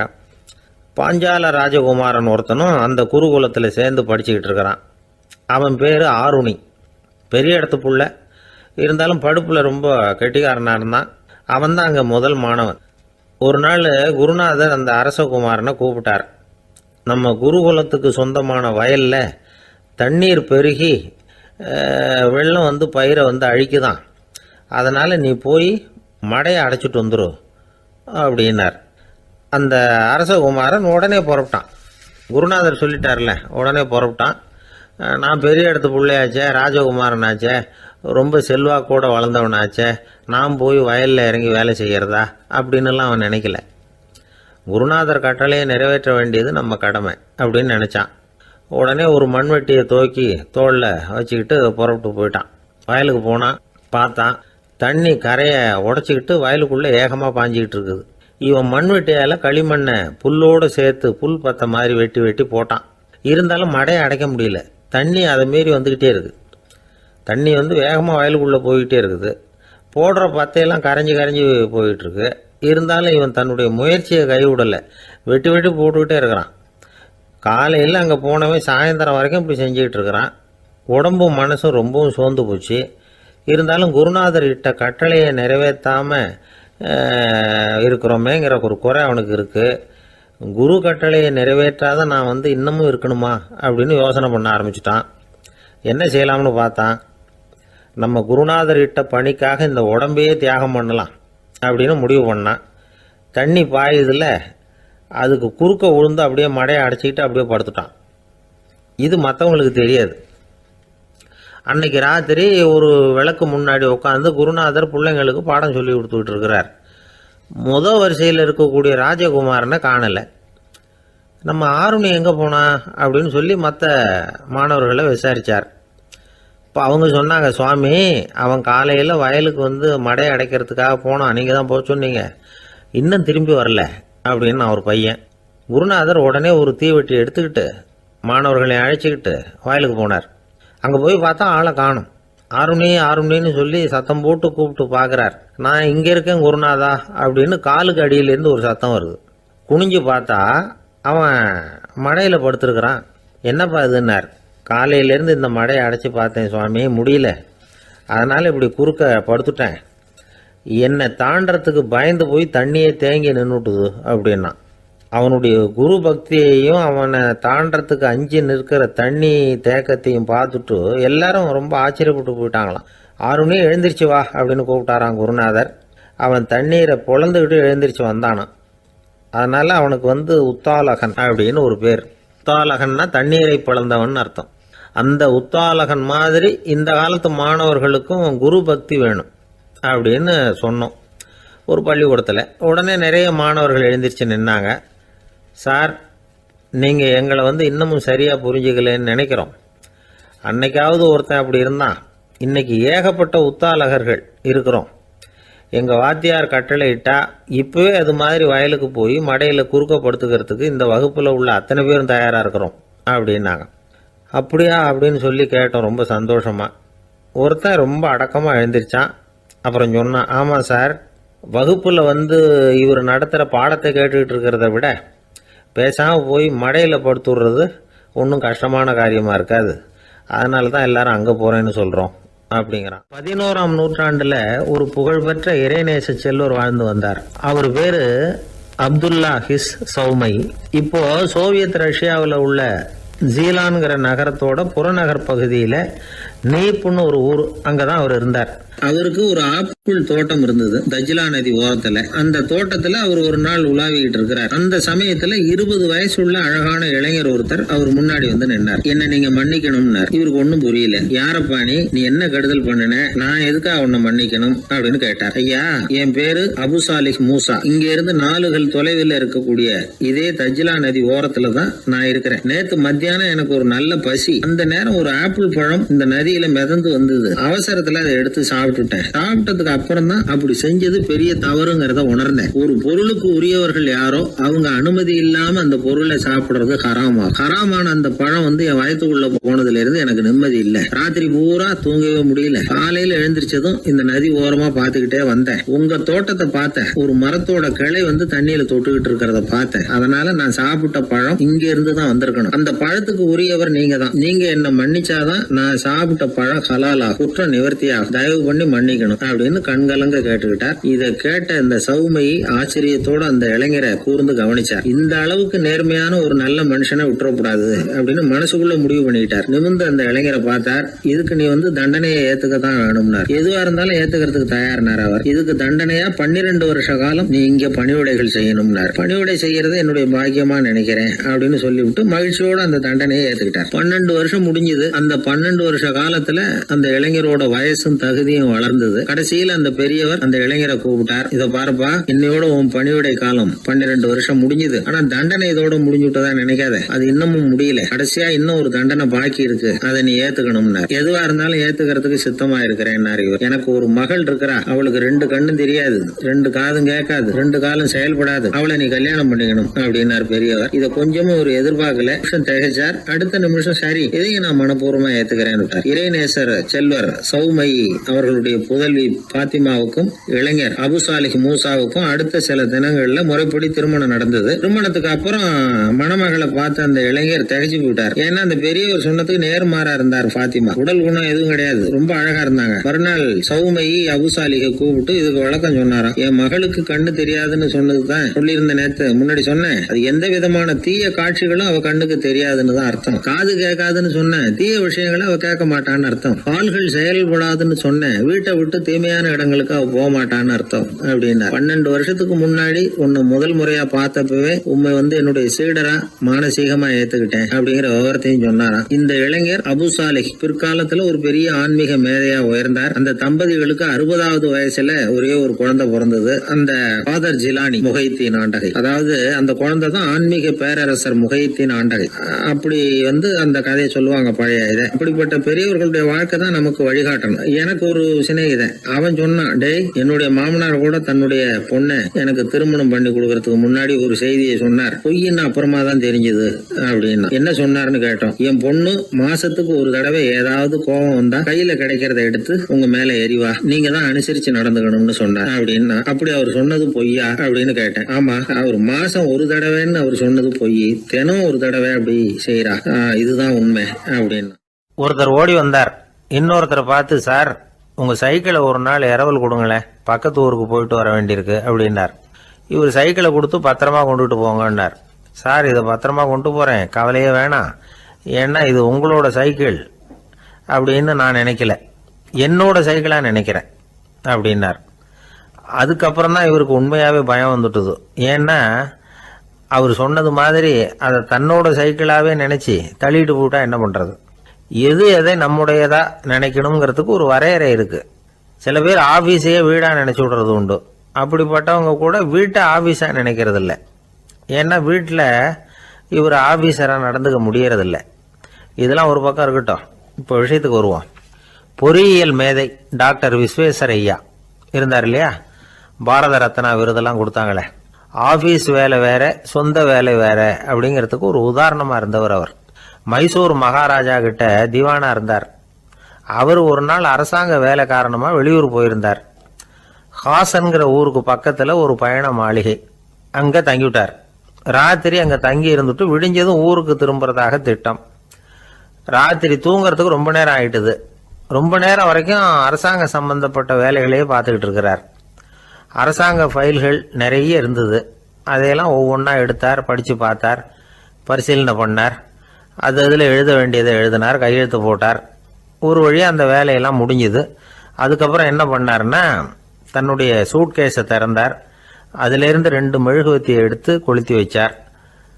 அந்த பயண மாளிகையில் அது வரைக்கும் எரிஞ்சுக்கிட்டு இருந்த மின்சார விளக்குகளை அணைச்சுட்டார்.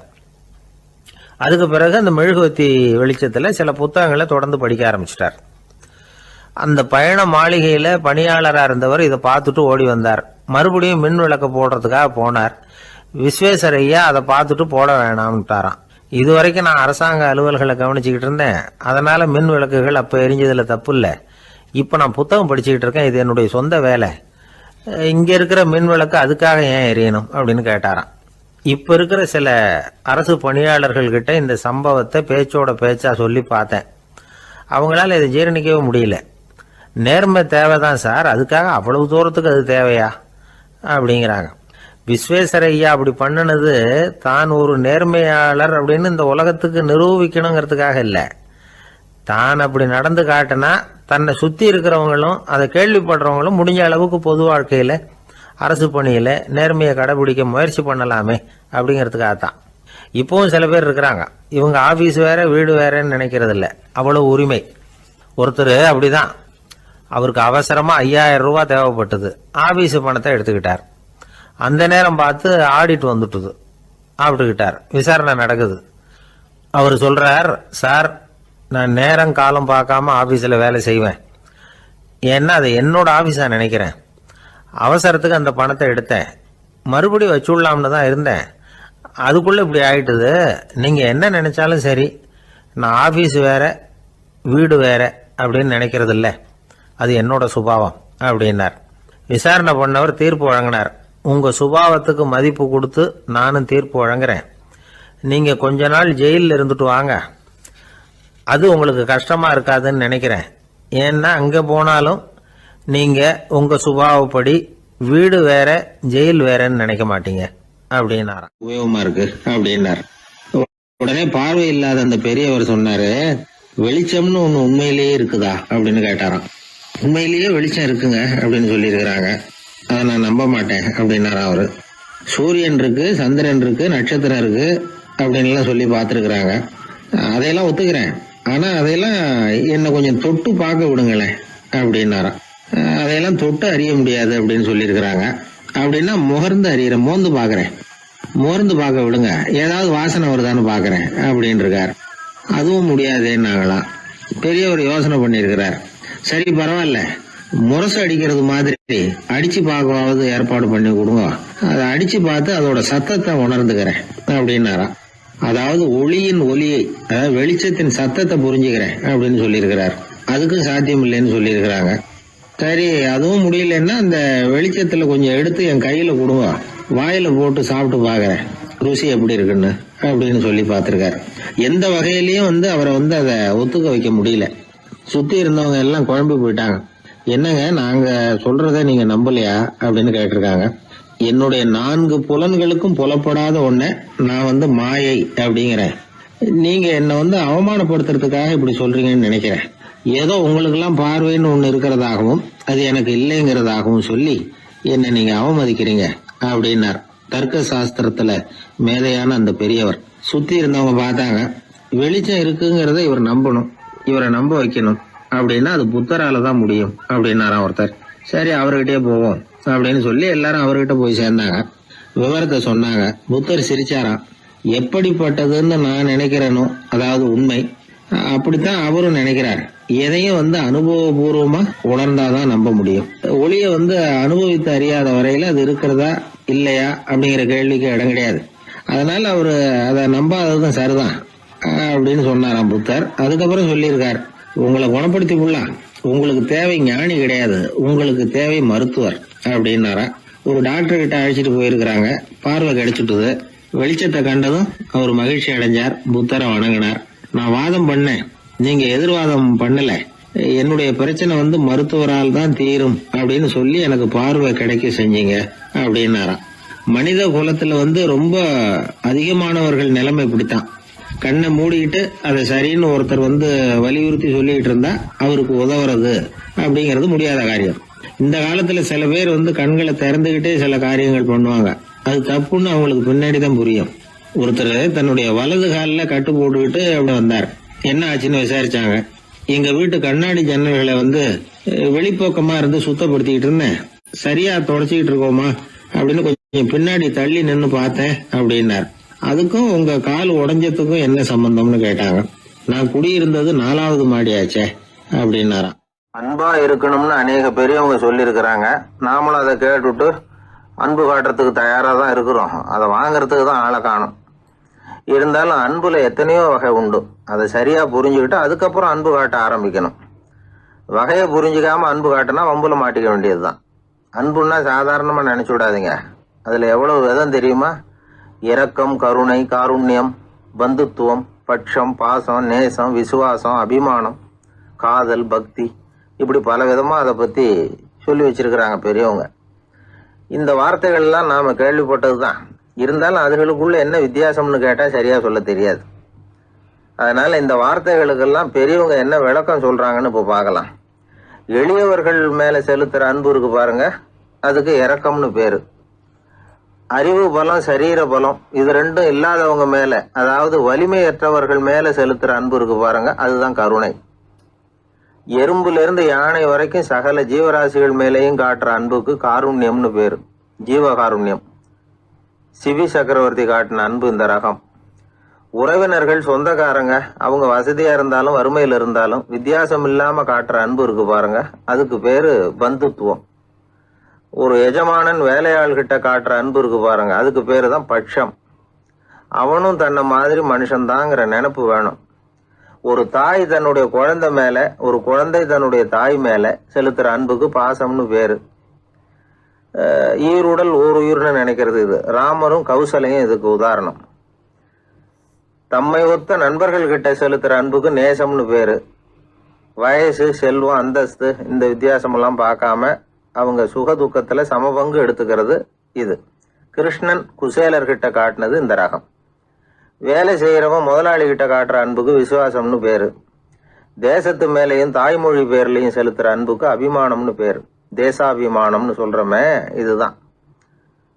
ஒரு கணவன் மனைவி பேர்ல காட்டுற அன்புக்கு காதல்னு பேரு. கடவுள் பேர்ல செலுத்துற அன்புக்கு பக்தின்னு பேரு. இப்படி அன்புல பல ரகம் இருக்கிறப்போ அதுல உள்ள வித்தியாசம் தெரியாம இடம் மாத்தி அன்பு காட்டினா இடைஞ்சல் தான். சரி, இந்த அன்பை பத்தி விஞ்ஞானம் என்ன சொல்லுது தெரியுமா? இதயத்தை பாதுகாக்கிறதுக்கு முக்கியமா தேவைப்படுற ஒண்ணு இந்த அன்புதான்னு சொல்லுது. நெதர்லாந்து விஞ்ஞானிகள் இதை ஆராய்ச்சி பண்ணியே கண்டுபிடிச்சிருக்கிறாங்க. கொஞ்சம் முயல் குட்டிகளை 2 பிரிவாக பிரித்தாங்க. 2 குரூப்புக்கும் கொழுப்பு அதிகமாக உள்ள ஆகாரத்தையே கொடுத்துட்டு வந்தாங்க. ஆனால் ஒரு குரூப்புக்கு வெறுமன ஆகாரத்தை கொடுத்ததோட சரி, இன்னொரு குரூப்பு முயல்களுக்கு ஆகாரம் கொடுத்ததோடு நிறுத்திக்கல. அதுக்கு முன்னாடி கூண்டுகளை திறந்து விட்டு முயல்களை கொஞ்ச நேரம் எடுத்து கொஞ்சி விட்டு அதுக்கப்புறமா ஆகாரம் கொடுத்தாராம் ஆராய்ச்சியாளர். இந்த குரூப்புக்கு இதய பாதிப்பு 60% குறைச்சலாக இருந்துதான். சில நோயாளிகளுக்கு ஹார்ட் அட்டாக் வந்தாலும் அதை தாங்கிக்கிட்டு குணமாகிற சக்தி அதிகமாக இருக்குது. இது எப்படின்னு ஆராய்ச்சி பண்ணி பார்த்துருக்குறாங்க. அவங்கெல்லாம் மனைவி தன் பேரில் ரொம்ப அன்பாக இருக்கிறதாக நினைக்கிறவங்களா இருக்கிறாங்களாம். இதய நோயாளிகள் பல பேரை சந்தித்து இதய நோய் ஏற்பட என்ன காரணம்னு கேட்டிருக்கிறாங்க. அவங்க சொன்ன காரணம்லாம் சாப்பாடு சம்பந்தமாக இல்லையா, மனைவி அன்பா இல்லை, இப்படிப்பட்ட காரணத்தை தான் சொல்கிறாங்களாம். அதனால் இதயத்தை பாதுகாக்கணும்னு நினைக்கிறவங்க அடுத்தவங்க அன்பாக இருக்கிறது மாதிரி பார்த்துக்குங்க, அதுதான் முக்கியம். ஒருத்தர் முகம் பூரா பிளாஸ்டரி போட்டுக்கிட்டு வந்தார்.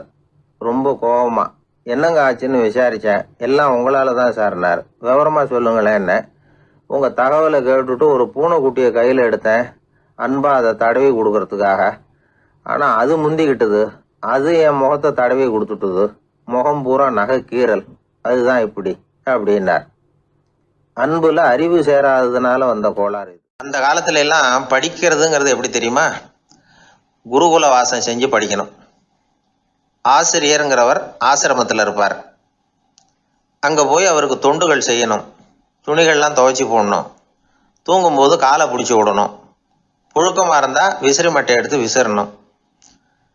அப்படியே அப்பப்போ அவர் சொல்லிக் கொடுக்குற பாடத்தையும் கற்றுக்கணும். அவர் சொல்லிக் கொடுக்குற பாடங்களை ஓலைச்சுவடிகளில் எழுதிக்கணும். இதுதான் குருகுல வாசம்ங்கிறது. இப்போ மாதிரிலாம் கிடையாது. ஆக குருகுல வாசம்ங்கிறது மனசையும் பண்படுத்தும், அறிவையும் பண்படுத்தும். அப்படி ஒரு பயிற்சி அது. அந்த காலத்தில் பஞ்சபாண்டவர்கள் ஒரு குருகுலத்தில் படிக்க போனாங்களாம். ஏற்கனவே அங்கே ஒரு 15 பேர் இருந்திருக்கிறாங்க. இவங்களையும் சேர்த்து மொத்தம் 20 பேர். எல்லாரும் ரொம்ப ஆர்வத்தோடு அங்கே தங்கி படிச்சுக்கிட்டு இருக்கிறாங்க. 2 வருஷம் ஓடி போச்சு. எல்லாரும் ஊருக்கு திரும்ப வேண்டிய நேரம். ஆசிரியர் ஒவ்வொருத்தராக கூப்பிட்டார். இது வரைக்கும் என்ன கற்றுக்கிட்ட அப்படின்னு கேட்டார். அவங்க தாங்கள் எழுதி வச்சிருந்ததை சொன்னாங்க, கற்றுக்கிட்டதை சொன்னாங்க. அங்கே படிக்க வந்தவங்க எல்லாருமே புத்திசாலிகள். அது மட்டும் இல்லை, பல பேர் அரச குடும்பத்தை சேர்ந்தவங்க, இளவரசர்களாக வேற இருக்கிறவங்க. அதனால் அவங்கக்கிட்ட அபாரமான கல்வி அறிவை எதிர்பார்த்தார்.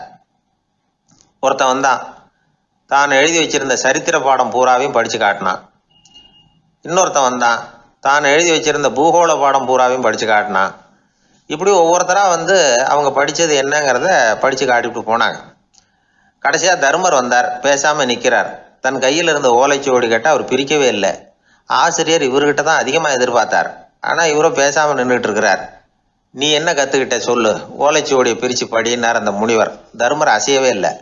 மெதுவாக சொன்னார், ஐயா, நான் கற்றுக்கிட்டது ஒன்றே ஒன்று தான். அதுதான் வாழ்க்கையில் எனக்கு ரொம்ப முக்கியமான பாடமாக அமையும் அப்படின்னார். என்னது, என்கிட்ட 2 வருஷ காலமாக படிச்சு விட்டு கடைசியில் கற்றுக்கிட்டது ஒன்றே ஒன்று தானா அப்படின்னார் முனிவர். அவருக்கு ஒன்றும் புரியல. மற்ற மாணவர்களை விட இவர் பண்புகளில் உயர்ந்தவர், அறிவில் சிறந்தவர், வயசில் முதிர்ந்தவர். இவரே இப்படி சொன்னால் மற்றவங்க நிலைமை என்னத்துக்கு ஆறுது? அவங்க ரொம்பவும் கெட்டு போயிடுவாங்களே அப்படின்னு அவர் யோசனை பண்ணார். தர்மா, நல்லா யோசனை பண்ணி பதில் சொல்லு. 2 வருஷமாக நீ கற்றுக்கிட்டது என்ன அப்படின்னு தானே நான் கேட்குறேன். அதை கொஞ்சம் யோசனை பண்ணி சொல்லுன்னார் முனிவர் கொஞ்சம் கோபமாக. தர்மர் முகத்தில் எந்த மாறுதலுமே இல்லை. இல்லையா, 2 வருஷமாக நான் கற்றுக்கிட்ட முக்கியமான பாடம் ஒன்றே ஒன்று தான்னார். இப்போ அந்த முனிவருக்கு கோபம் அதிகமாக வந்துடுச்சு. ஏன்பா, உனக்கு வெக்கமா இல்லையா? உன்னை விட வயசில் குறைஞ்சவங்க எவ்வளவு பாடம் கற்றுக்கிட்டு இருக்கிறாங்க, எவ்வளவு விரிவாக அவங்க படித்து காட்டினாங்க. நீயும் கூட நிறைய குறித்து வச்சிருக்கிற போல இருக்க, அதை ஏன் பிரித்து படிக்கக்கூடாது அப்படின்னார். ஐயா, நான் சொல்கிறது உங்களுக்கு ஏமாற்றமாக இருந்தால் என்னை மன்னிக்கணும். நான் ரொம்ப முக்கியமாக கற்றுக்கிட்டு இருக்கிறது ஒன்றே ஒன்று தான், மற்ற எதையும் சொல்கிறதுக்கு விரும்பலைன்னார். மாணவர்கள்லாம் சிரிச்சுட்டாங்க. முனிவருக்கு கோபம் அளவுக்கு மீறி வந்துட்டு ஓங்கி அரைஞ்சு விட்டார் தர்மரை அவர் கன்னத்தில். தர்மர் கண்ணை செவந்து போட்டுது, கண்கள் கலங்கி போச்சு. ஆனாலும் அவர் அமைதியை இழக்கலை, தலை குனிஞ்சு நிற்கிறார். இவருடைய புடிவாதம் முனிவருக்கு இன்னும் ஆத்திரத்தை உண்டாக்கி விட்டது. இன்னொரு கண்ணத்திலே அரைஞ்சார். எல்லாரும் பயந்து போய் அமைதியாக நின்றுட்டு இருக்கிறாங்க. முனிவர் கத்துறார், அப்படி நீ கற்றுக்கிட்ட அந்த முக்கியமான பாடம் தான் என்ன, அதையாவது சொல்லு அப்படின்னார். ஐயா அதை மட்டும் ஒரு ஓலைச்சுவடியில் தனியாக குறித்து வச்சிருக்கிறேன், இந்தாங்க இதை நீங்களே படித்து பாருங்கன்னார். தருமர் ஓலைச்சுவடியை நீட்டினார். முனிவர் அதை வாங்கி பிரித்தார், சத்தம் போட்டு படித்தார். என்ன எழுதியிருக்காருன்னா, எப்படிப்பட்ட சோதனை ஏற்பட்டாலும் நிதானம் இழந்து கோபத்துக்கு ஆளாகக்கூடாது அப்படின்னு இதுதான் அந்த ஓலைச்சுவடியில் அவர் எழுதி வச்சிருந்தது. அந்த ஒரு கணத்திலேயே முனிவரும் எல்லா மாணவர்களும் தர்மரை புரிஞ்சுக்கிட்டாங்களாம். அவர் கற்றுக்கிட்டது ஏட்டு சுரக்காய் இல்லை, வாழ்க்கையில் பயன்படக்கூடிய முக்கியமான அனுபவ பாடம். முனிவர் கண்களில் கண்ணீர். தர்மரை அன்போடு கட்டி தழுவிக்கிட்டார். அப்புறம் சொன்னார், தர்மா என்னை மன்னிச்சுரு, நீ மாணவன் இல்லை ஆசிரியன். நான் இது வரைக்கும் தெரிஞ்சிக்காத அனுபவ பாடத்தை நீ இப்போ எனக்கு கற்றுக் கொடுத்துட்ட அப்படின்னு சொன்னாராம். அதனால் நிதானம் தவறக்கூடாதுங்கிறது ரொம்ப முக்கியமான ஒரு செய்தி. ஒரு ஆசிரியர் மாணவனை ஒரு கன்னத்தில் ஓங்கி அரைஞ்சுட்டார். இவன் நிதானம் தவறல, அமைதியாக நின்றுக்கிட்டு இருந்தான். அவர் ஒரு தடவை அரைஞ்சதும் எப்படி உன்னால் நிதானம் தவறாமல் இருக்க முடிஞ்சுது அப்படின்னு கேட்டாங்க நண்பர்கள். அவன் சொன்னான், நான் நிதானம் தவறி இருந்தா எங்கள் வாத்தியார் இன்னொரு கன்னத்துலேயும் அரைஞ்சிருப்பார், அது அதை விட பலமாக இருக்கும், அதனால தான் நான் அப்படி